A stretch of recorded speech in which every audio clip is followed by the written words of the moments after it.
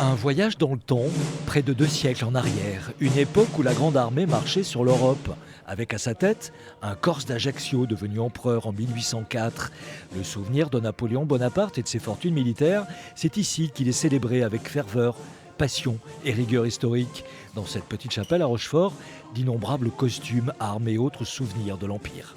Notre association a la chance d'avoir une copie d'un masque mortuaire fait par Automarquis à Sainte-Hélène.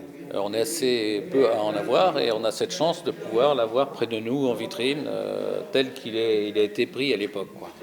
Une giberne cartouchière par-ci, un havresac de charpentier par-là, un tambour d'ouvrier de marine et de nombreux documents écrits d'époque qui témoignent des conditions de vie des soldats de Napoléon. On s'intéresse aux soldats qui ont vécu cette époque, avec leurs malheurs, leurs tristesses, leurs joies. Et c'est essentiellement le travail de l'association, ce travail d'historien de terrain.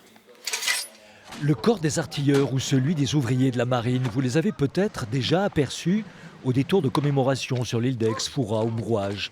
Ce sont les passionnés du garde chauvin, avec leurs costumes, qui à l'occasion de bivouac ressuscitent nos livres d'histoire.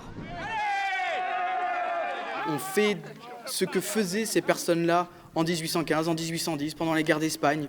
C'est ça en fait l'intérêt de la reconstitution, je trouve, c'est de trouver le quotidien qu'ils faisaient à l'époque, de refaire le quotidien qu'ils faisaient à l'époque. Même si c'est une histoire militaire sanglante, ça reste une histoire quand même.